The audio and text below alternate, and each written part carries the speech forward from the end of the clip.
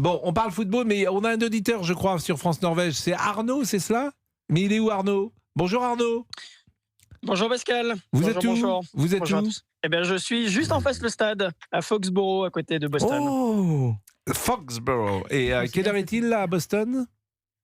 11h16, 11h20, c'est ça à peu près? Et le match, il y a donc, 6 heures de décalage. Donc le match est programmé à 21h ce soir, donc il sera chez vous 15h. 15h, exactement. Bon. Alors la première question, c'est évidemment la météo, parce que la dernière fois, le match a été interrompu 2 heures. Il y a une réglementation qu'on découvre d'ailleurs aux États-Unis, ils prennent aucun risque.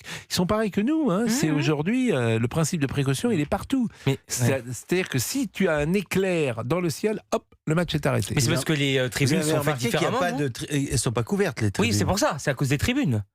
Bah, peu importe. Oui, non, pas peu importe. Il y a des tribunes en France où. Non, c'est aux États-Unis, c'est justement cette mesure-là a été mise en place parce que les tribunes sont construites différemment et c'est beaucoup plus exposé au ciel et aux éclairs. Tout. Elles ne sont pas couvertes. Sans doute. C'est une arène ouverte. Arnaud, quel temps fait-il à Boston? Alors, il a plu ce matin. Là, il fait gris, 20 degrés. Donc, je pense que par rapport à vous, ça va faire quelques envieux. Ah oui. Mais pour l'instant, il pleut pas et il ne devrait, je mets des guillemets, pas pleuvoir avant peut-être la fin du match. Mais tout dépend les précipitations. Mais c'est pas la pluie qui pose problème. La pluie, on peut jouer sous la pluie. Non, c'est les orages. Voilà, c'est les orages. Quelle horreur, parce que, pour préciser ce que vous avez dit, c'est dans un rayon de 13 km. Il ne faut pas un éclair. Sinon, le match est arrêté ou décalé pendant 30 minutes. Et si dans ces 30 minutes, il y a un nouvel éclair dans un rayon de 13 km, le compte à rebours est relancé. Donc on repart pour une demi-heure. Bon, l'éclair, on préfère le voir sur le terrain. Oui. Avec Mbappé, avec Mbappé et Dembélé. Je trouve que Mbappé c'est le grand homme de ces 2 premiers matchs. Pour l'instant oui. Ça me fait du bien de vous l'entendre. Attention, c'est la Norvège là. J'entends bien, mais écoutez, Mbappé, il a marqué 4 buts en 2 matchs. Il a remis, comme on dit, les pendules à l'heure. Il subissait quelques critiques. On se souvient, Olivier Guénec, combien vous avez été dur avec lui. Moi, je suis pro Mbappé. Je suis le seul à l'avoir défendu dans ce studio. Sur sa saison madrilène, vous aviez été patent. J'ai envie de vous ressortir toutes les archives où vous le critiquez, vous allez voir. C'est vrai que vous avez été dur. Alors que je connais pas la composition de l'équipe. Ça bouge pas beaucoup. Je connais pas la composition de l'équipe. D'abord, on a évidemment une pensée pour Didier Deschamps, puisque Didier a enterré sa mère et il ne coachera pas ce soir l'équipe de France. C'est Guy Stéphane qui va la coacher. A priori, on fait pas tourner. Parfois, un peu quand même. On fait tourner. Le défenseur droit, ce sera Malo Gusto a priori. Adrien Rabiot va être sur le banc. C'est mes infos. Arnaud, est-ce que vous avez sur le terrain également. Arnaud, Mbappé va jouer, Dembélé va jouer, Olysée va jouer. Logiquement, l'attaque ne devrait pas bouger. Effectivement, c'est plus en défense. J'ai entendu aussi que Lacroix pourrait être titularisé. Tout à fait. Donc, bon, voilà, à voir. Mais en tout cas, l'attaque ne semblerait pas changer. Et je pense que c'est logique, puisqu'il faut absolument trouver arriver à gagner pour avoir cette première place. Ou match nul, il faut être premier. Il faut gagner. Voilà, c'est ça, il faut être premier. Si donc match nul, si vous faites match nul, moi ça me va. Si on n'est pas capable de battre les Norvégiens, il y a un problème. En fait, c'est une belle équipe, la Norvège. Fabien Antoniente. En fait, il faut être premier. Parce qu'on tombera sur une équipe, forcément, troisième de plusieurs groupes, qui sera plus faible. A priori, ce serait la Suède. Et surtout, moins éloigné du camp de base, qui est Boston.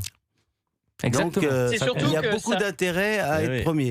Et puis, c'est surtout que ça permet d'économiser 6000 km de voyage. Et qui veut aller loin ménage sa monture. Et pourquoi vous dites qu'on pourrait rencontrer la Suède ? Parce que d'après les spécialistes, ce serait donc le 3e meilleur du groupe I en 16e de finale, donc la Suède. Et si on arrive 2e, a priori, ce serait plutôt la Côte d'Ivoire. J'ai eu le papa de Kylian Mbappé hier, Wilfried, et qui me disait, a priori, si on se débrouille bien, ce sera la Suède. Donc la Suède, mais pour lui c'est pas si facile la Suède. Mais la Suède c'est pas facile du tout. Mais la Côte d'Ivoire c'est plus fort que la Suède. Connaît le papa de Kylian Mbappé, c'est quand même fort. Vous savez, on a été voir, je fais partie du Variété, et on s'est retrouvés à aller voir le pape François ensemble.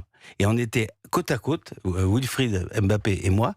Et je me rappelle du cadeau que Wilfried a fait au pape, c'est une bouteille de whisky de l'âge du pape. Génial. Et vous allez partir pour Boston ? Alors, je suis en train d'organiser ça avec l'officier de sécurité qui est de l'équipe de France, qui s'appelle Mohamed Sanadji, et qui s'occupe de ma venue. Je vais faire un petit salut bleu, puis je vais aller voir un match là-bas. Vous allez aller voir le 16e Parce que je connais bien ce staff. Après, je me dis, bon, dans 4 ans, ce sera un autre staff. Je les connaîtrai moins, donc j'essaie d'en profiter un maximum. Donc là, vous verrez sans doute les 16e de finale de Coupe du Monde. Voilà. Parce qu'avant, il n'y avait pas de 16e de finale. Non, peut-être pas les 16e. On allait en 8e. Ce sera ou le quart ou la demi. Bon, voilà. Parce qu'on va faire 16, 8, quart, demi et finale, donc il reste 6 matchs, hein, c'est bien ça, voilà. 5 matchs, 6 matchs, plus 6e, 8e, quart. Et quand est-ce que est programmé Arnaud, vous qui êtes sur place, quand est-ce qu'est programmé le 16e de finale de la Coupe du Monde de l'équipe de France, si elle termine première? Alors, c'est le 30 juin. Si on termine premier, c'est mardi soir. Le 30. Alors, c'est 23h. Ça vient vite. Et si on finit premier, pour le petit clin d'œil, il y a un double clin d'œil. Je crois que le quart de finale de mémoire, c'est le 4 juillet, le 8e plutôt, et surtout la demi-finale serait pour nous le 14 juillet. Donc un petit clin d'œil sympa à notre histoire pour une demi-finale de Coupe du Monde. Voilà. Ça, c'est si on termine premier et que nous allons jusqu'en demi-finale. On n'y est pas encore. Exactement. Et finale le 19. Bon, et vous avez fait quelques allers-retours entre Paris et Boston et vous suivez l'équipe de France, on vous a régulièrement. Non, je suis resté tout le temps. Je suis arrivé à New York et après je suis descendu à Philadelphie, à Boston, et je rentre demain en France et je reviendrai si finale il y a. Ah ben il faut venir nous voir dans le bureau, là, faut que vous veniez nous voir dans notre studio. Avec grand plaisir, Arnaud. Vous venez avec nous grand voir plaisir. mardi. Vous venez nous voir mardi dans ces cas-là. Vous habitez Paris, j'imagine. J'habite à côté de Paris, oui, effectivement. Bon, mardi, s'il y a un match de l'équipe de France, vous viendrez. Vous venez. Parce que ça nous fait plaisir. Oui. Bon, écoutez, c'est parfait. Et on pourra prendre Fabien au téléphone quand il sera aux États-Unis. Fabien, évidemment. Fabien, il va nous faire un reportage, évidemment. Ça sera avec joie. Inside. Ah oui. Bon, correspondant exclusif. Bon, parce que faut raconter comment vous avez évidemment rencontré tous les joueurs de l'équipe de France. D'abord, effectivement, il y a eu cette proximité avec le Variété Club de France de notre ami Jacques Vendroux.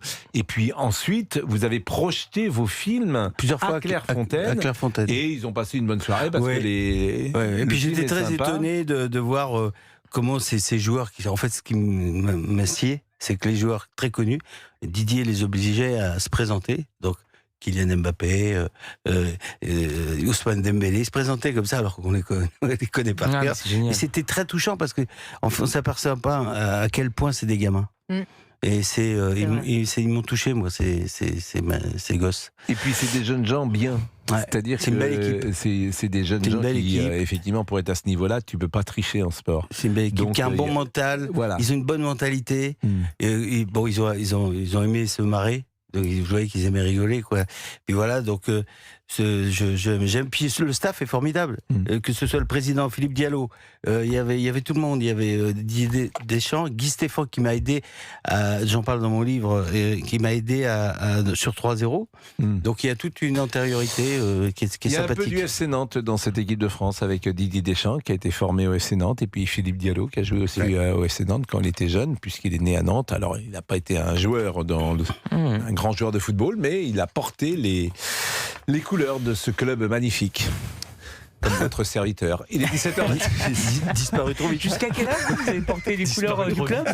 J'ai porté les couleurs du club. Non, mais sincèrement, jusqu'à 6-7 ans, non? C'est pas ça? Non, mais attendez, c'est pas une bonne. Je me moque pas. Jusqu'à 6-7 ans. Enfin, vous avez joué de. Voilà, je dis une grosse bêtise, non? Bah, enfin, tu commences à 6-7 ans. Pardon, oui, mais pour moi, vous aviez arrêté très tôt le foot. Tu arrêtes à 17 ans. Mais ça, tu n'arrêtes jamais à 7 ans. Tu arrêtes quand vous avez joué de camp à camp FC Nantes. Voilà, ma question est claire. J'ai joué de 9 ans à 17 ans.